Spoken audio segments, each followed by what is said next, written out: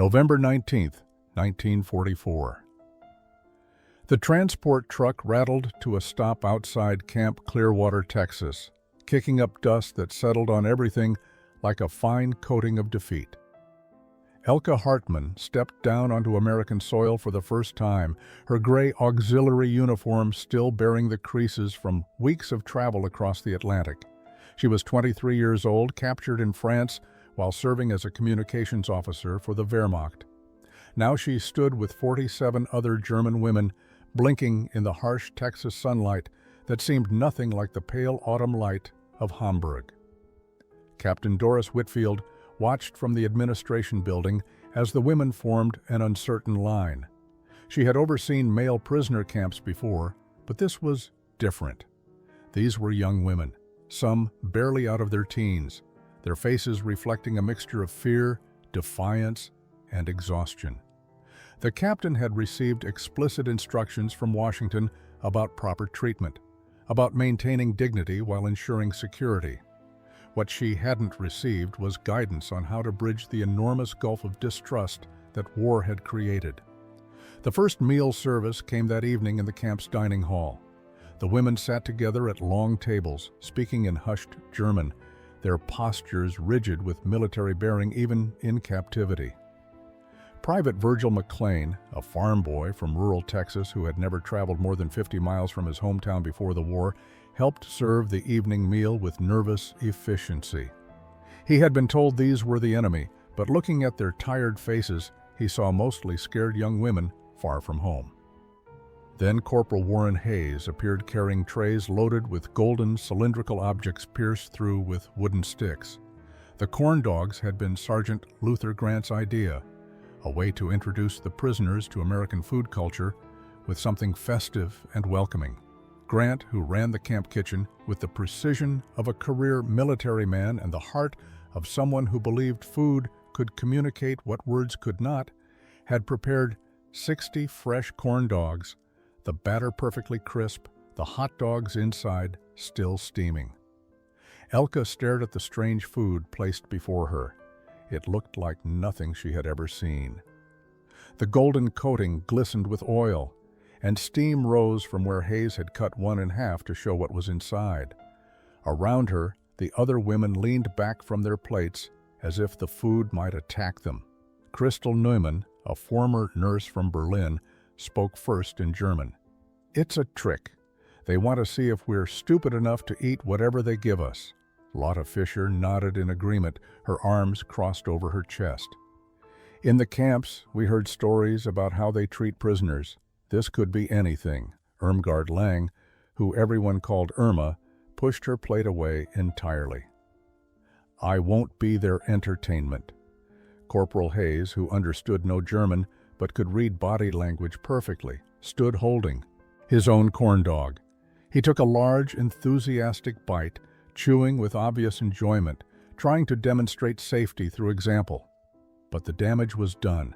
Suspicion had taken root, and 48 women sat before untouched meals, convinced their captor's first offering was designed to humiliate or harm them. The standoff began that first night and hardened over the next 3 days. The German women ate only plain bread and drank water, refusing anything the Americans prepared that seemed unfamiliar or suspicious. Captain Whitfield watched this partial hunger strike with growing concern, knowing she couldn't force them to eat, but worried about their health and the precedent it set. Elke's stomach growled constantly, a reminder that pride had its costs. She had grown up during Germany's economic troubles, knew what real hunger felt like, but this was different. This was chosen deprivation, a way of maintaining control when everything else had been stripped away. At night in the barracks, the women whispered to each other in German, reinforcing their collective decision. "We don't know what they put in that food," Christel said, her voice carrying the authority of her medical training. "Better to be careful than poisoned." But the Americans weren't giving up. Sergeant Luther Grant, a man who had learned to cook from his grandmother in Louisiana and believed deeply that food was a language of care, continued preparing corn dogs every single day. He made them fresh each afternoon, the smell of frying batter drifting through the camp compound. More importantly, he and the other American staff made a show of eating them with obvious pleasure. Corporal Warren Hayes took his lunch break within sight of the women's dining area. He would sit on a bench, unwrap a corn dog, and eat it slowly, deliberately, his face showing genuine enjoyment. Private Virgil McLean did the same, sometimes bringing 2 corn dogs and offering one to passing guards. The message was clear. This food wasn't punishment or poison. It was simply food. On the second day, some of the younger women began to waver. Irma Lang caught herself watching Hayes eat, her mouth watering despite her determination. "They seem to actually like it," she whispered to Lotta Fisher. "Maybe it's not a trick." But Lotta, older and more cynical, shook her head firmly. "That's exactly what they want you to think. Don't be naive." Elke found herself torn. She had been trained to be suspicious of enemy tactics, to see deception in every gesture. But she had also been raised by a mother who taught her to recognize genuine kindness when it appeared.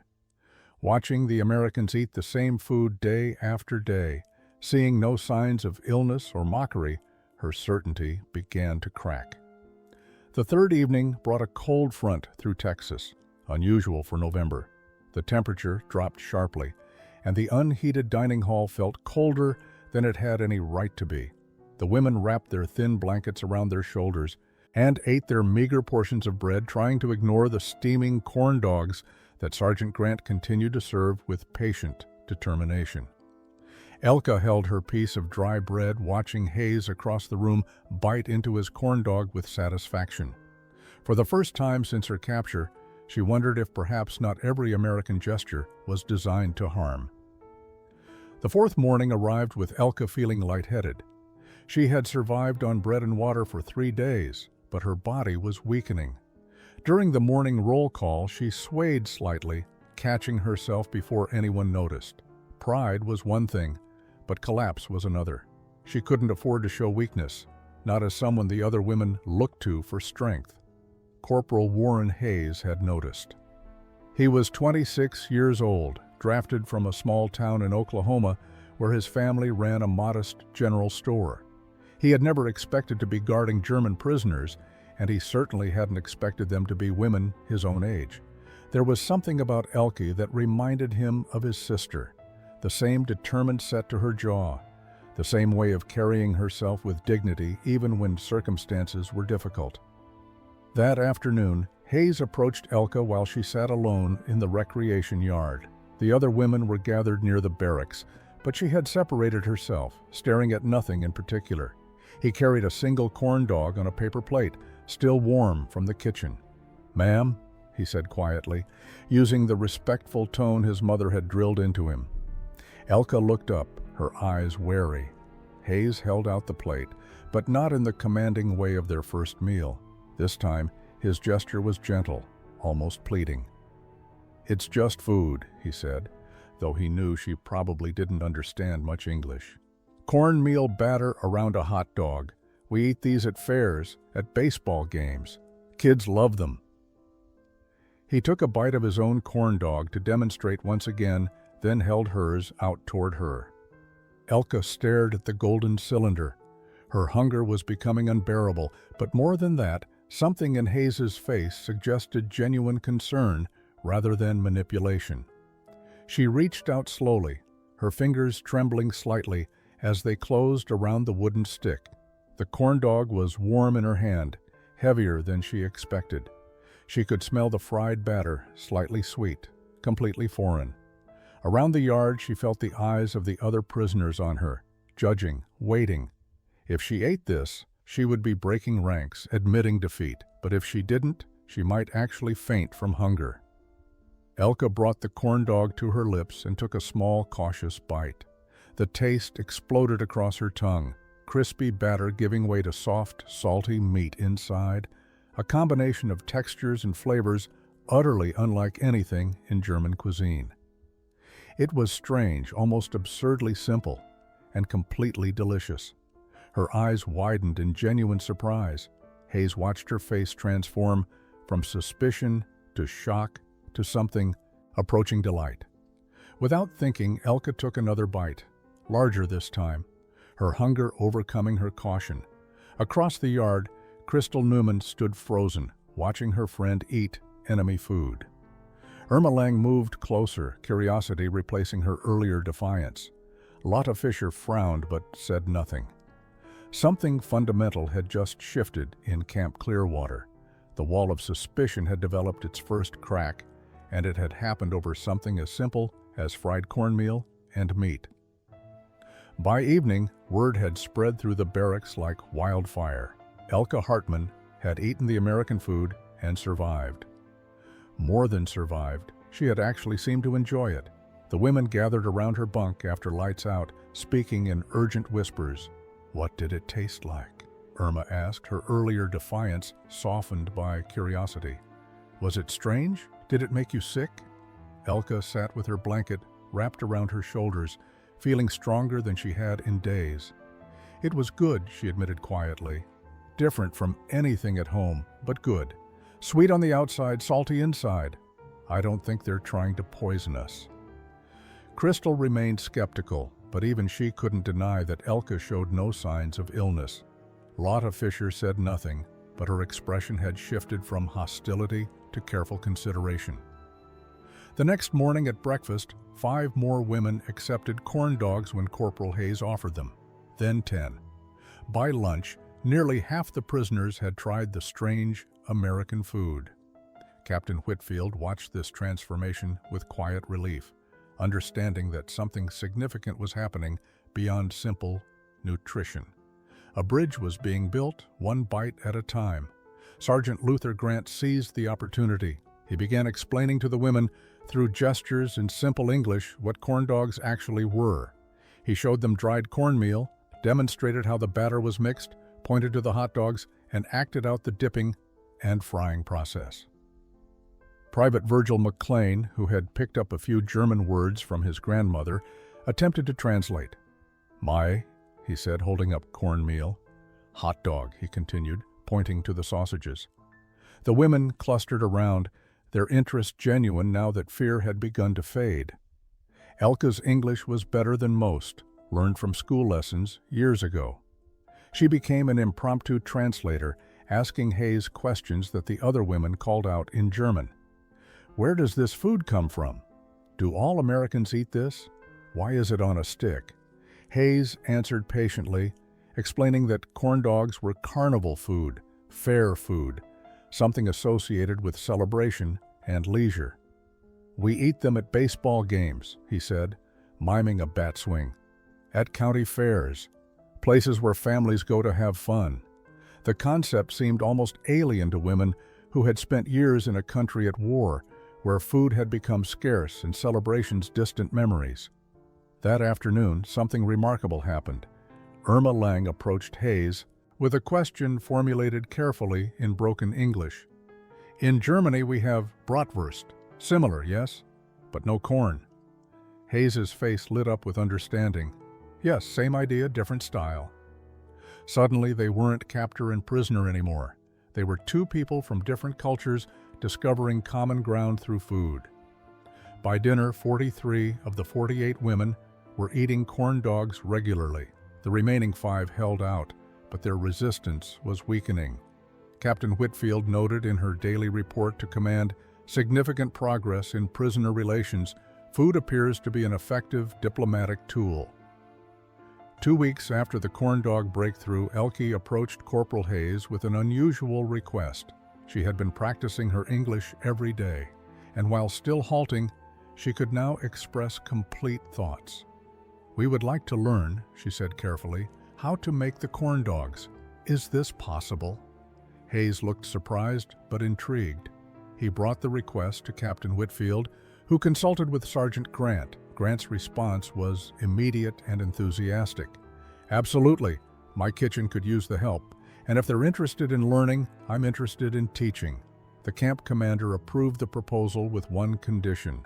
Only prisoners who had demonstrated good behavior and cooperation could participate. It would be a privilege, not a right. 8 women were selected for the first cooking detail, including Elke, Crystal, Irma, and Lotta.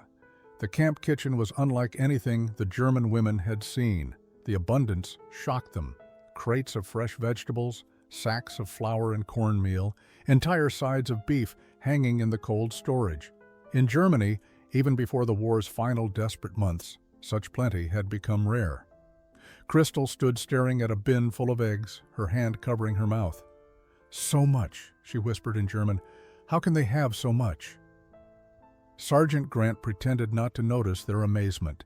He was a patient teacher, demonstrating each step clearly. First, he showed them how to mix the cornmeal batter, adding flour, eggs, milk, a touch of sugar. His hands moved with practiced efficiency, but he slowed down so they could follow. "Not too thick, not too thin," he explained. "Has to coat the hot dog, but not clump up." The women watched intently, then tried themselves. Irma's first batch came out too runny. Lotta's was too thick, but Grant never criticized, only adjusted and demonstrated again. "Cooking is about practice," he said. "Nobody gets it perfect the first time."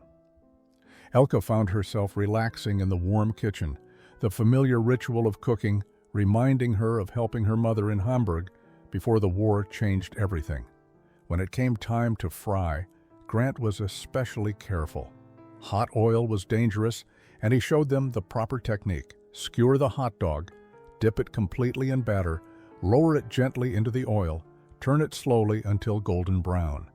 The smell filled the kitchen, and, despite having eaten corn dogs regularly now, the women still felt their mouths water. There was something different about food you made yourself. Private McLean helped them set up wooden sticks, cutting them to the right length. He worked alongside Crystal, and despite the language barrier, they developed an easy rhythm. She would prepare the hot dogs, he would hand her sticks, she would nod thanks. Simple cooperation, but meaningful. By the end of the afternoon, the 8 women had produced 120 corn dogs for the evening meal. They served them with visible pride, no longer prisoners performing forced labor, but participants in something collaborative. Captain Whitfield ate her corn dog that night and tasted more than fried batter. She tasted the beginning of transformation.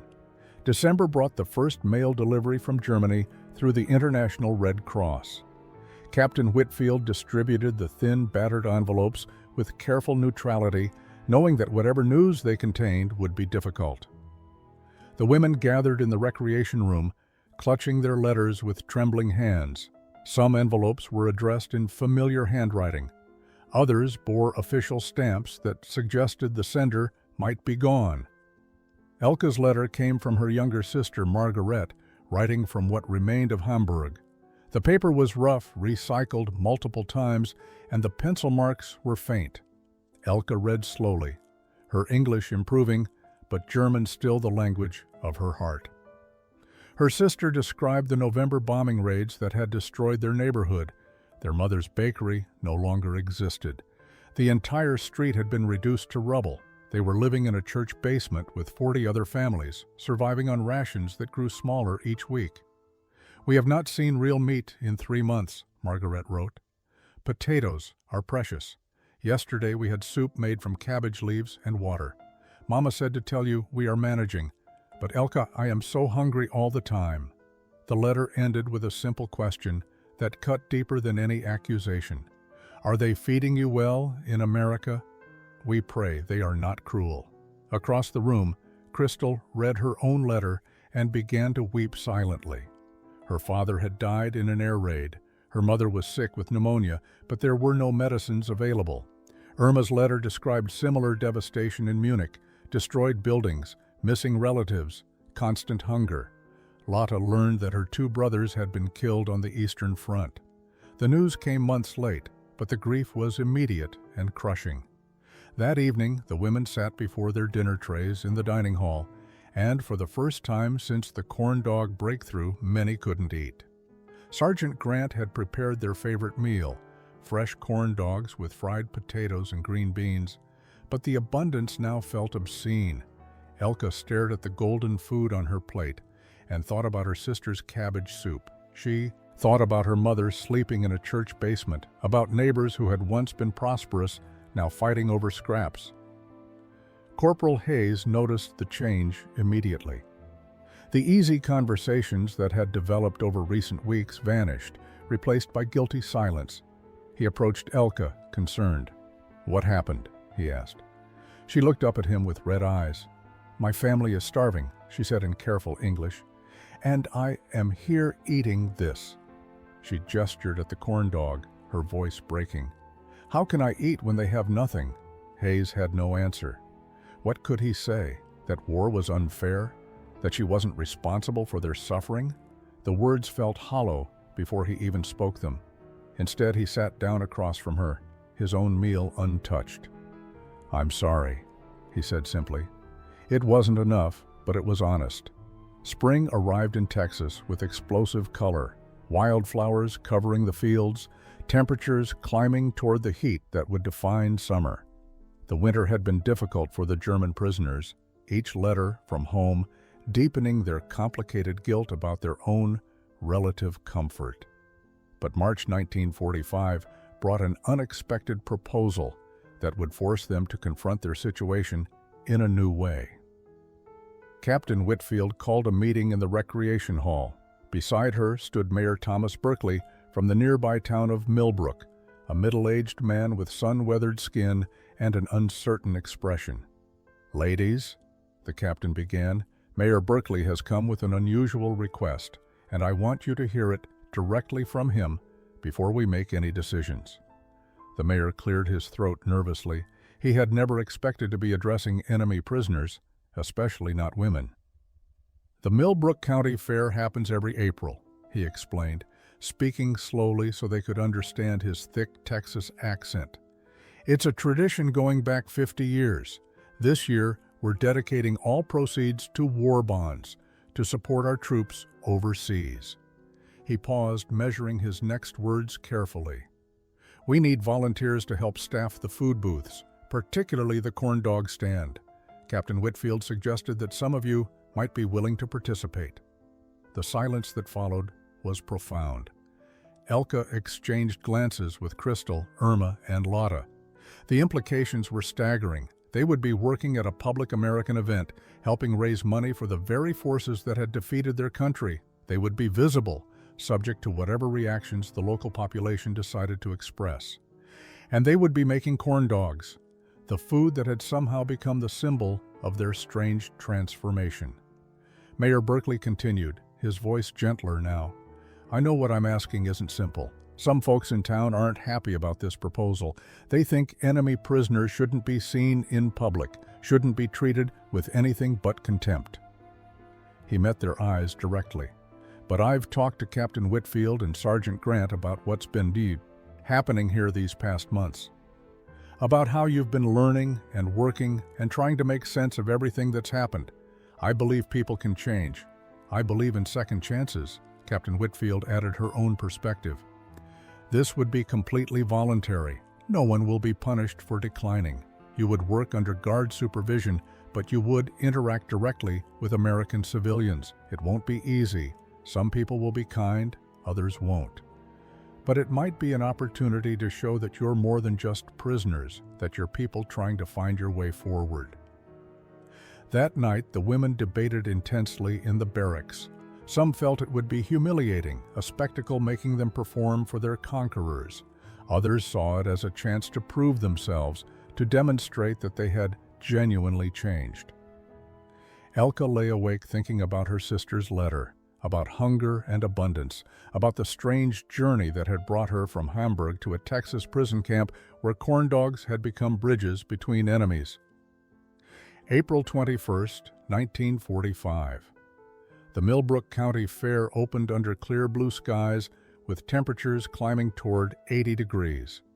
12 German prisoners, including Elke, Crystal, Irma, and Lotta, arrived in a military transport truck at dawn to help set up the corn dog booth. They wore plain gray dresses provided by the camp with small identification badges that marked them as prisoners.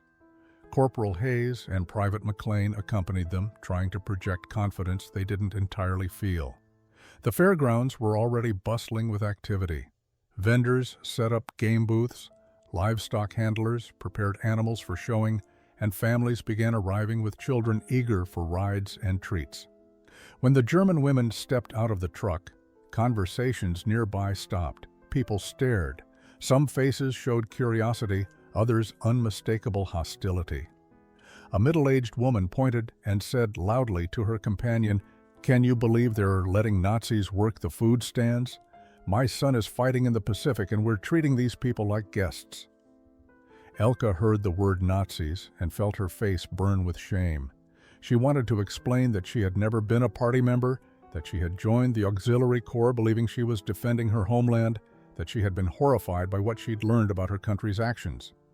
But explanations felt inadequate, almost insulting, given the magnitude of what Germany had done. She kept her head down and followed Sergeant Grant to the corn dog booth. The booth was larger than expected, with 3 frying stations, multiple prep tables, and storage for hundreds of hot dogs and pounds of batter. Grant had arrived early to organize everything. "All right," he said to the women, his tone professional but kind. "We're going to be busy, real busy. Just focus on the work, do what you've practiced, and let me handle any trouble." He glanced meaningfully at Hayes, who nodded understanding. The fair officially opened at 9 o'clock. Within minutes, the corn dog booth had customers. A young boy, maybe 8 years old, approached with his father. "2 corn dogs, please," the father said, then noticed Elke behind the counter. His expression hardened. "Wait, are you German?" Elke nodded, her English failing her in the moment. The father's jaw tightened, but his son was already pointing excitedly at the golden corn dogs sizzling in the fryer.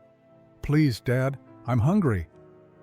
The father paid without another word, but he watched Elke carefully as she prepared the corn dogs with the technique Grant had taught her.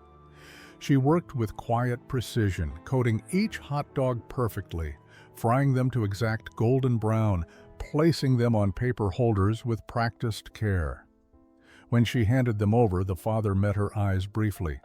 Whatever he saw there made him pause.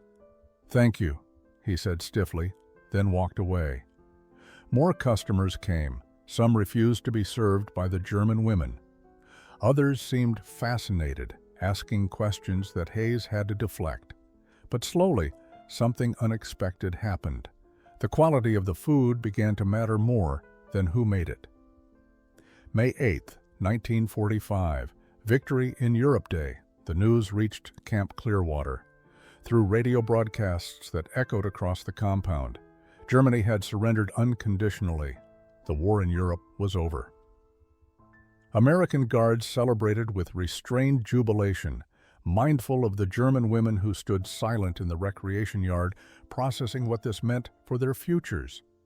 For the prisoners, victory meant defeat, the end of everything they had once believed their country represented. Captain Whitfield gave the women 3 days of quiet reflection before calling them together for the official announcement. On May 11th, all 48 prisoners gathered in the dining hall where months earlier they had refused to eat corn dogs out of fear and suspicion. Now they sat at tables that had become familiar, in a space that had transformed from prison to something more complicated. The captain stood before them with documents from the War Department. "Ladies," she began, her voice carrying the weight of significance, "Germany has surrendered, and repatriation procedures are now in place. Within 6 weeks, transportation will be arranged to return you to Europe. You will be processed through displaced persons camps and then released to return to your homes." She paused, watching their faces. Some showed relief, others anxiety, many simply numbness. "I want you to understand what this means. You are going home." But what was home now? Elke thought about the letters she had received over recent months. Hamburg was rubble. Her mother's bakery was gone. Her sister lived in a church basement. The Germany she had left no longer existed, replaced by something broken and occupied, something that would take decades to rebuild. And she would be returning as a former prisoner, someone who had spent months in American captivity, someone who had been changed by that experience. That evening, the women gathered in small groups to discuss their futures. In the barracks, Crystal spoke first. "My mother wrote that there is nothing left of our neighborhood.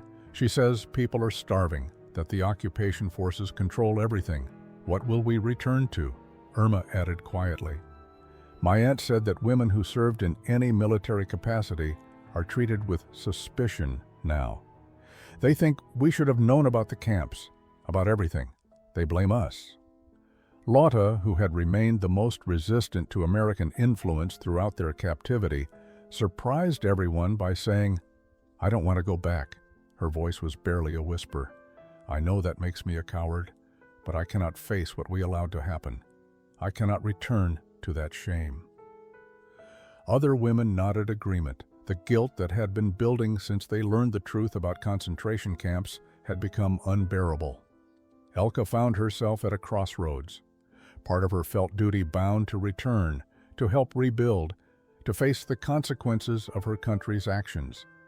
But another part had discovered something unexpected in Texas, not just corn dogs in abundance, but the possibility of redemption through simple human kindness, the chance to become someone different than who she had been. 20 years later, April 1965, Elke Hartmann Hayes stood at the entrance to the Millbrook County Fair with her husband Warren and their 3 daughters. She was 43 years old now, an American citizen, a mother, and someone who had spent 2 decades building a life she never could have imagined during the World War. Her daughters, Margaret, Louise, and Helen, ranged in age from 17 to 12, born into a world where their mother's German accent was simply part of who she was, not a mark of enemy status. "Mom, is this really where you and Dad met?" Margaret asked, looking around at the familiar chaos of the fair. Elke smiled, squeezing Warren's hand. "Not exactly met," she said. "We met when I was a prisoner, and he was my guard. But this fair, this is where I learned what America really meant." Her English was flawless now, though traces of Hamburg still colored certain words, making her daughters tease her affectionately. They walked through the fairgrounds toward the corn dog booth, which had become something of a local institution. Sergeant Luther Grant, now retired and in his 70s, still supervised the operation every year, training new volunteers in the techniques he had once taught German prisoners. When he saw Elke approaching, his weathered face broke into a huge smile. "There's my star pupil," he called out, embracing her warmly. Elke had returned to Millbrook every year since settling in America, always volunteering at the corn dog booth during the fair. It had become her tradition, her way of honoring the strange journey that had brought her here. This year was special because her daughters were old enough to work alongside her, learning to make the food that had somehow become central to their family story. Louise, the middle daughter, was fascinated by the history. "So you really thought the corn dogs were poisoned?" she asked, as Elke showed her how to mix the batter. "We really did," Elke confirmed. "We had been taught that Americans were cruel, that they would humiliate us or worse. The idea that they would give us good food seemed impossible." She paused, her hands moving through the familiar motions of coating a hot dog with batter. "Your father changed that, one corn dog at a time." Warren worked the cash register, watching his wife teach their daughters. He had never imagined that cold November day in 1944 would lead to this, to marriage, to family, to watching his German war bride pass down recipes to their American children. Life had surprised him in the best possible way. As the afternoon crowd grew, Elke found herself serving corn dogs to a new generation of Millbrook residents. Some were children of people who had been hostile 20 years earlier. Others were newcomers who knew nothing of the fair's unusual history, but the food remained the same: golden, simple, delicious. A bridge between what was and what could be, between enemies and friends, between a frightened prisoner and the free woman she had become.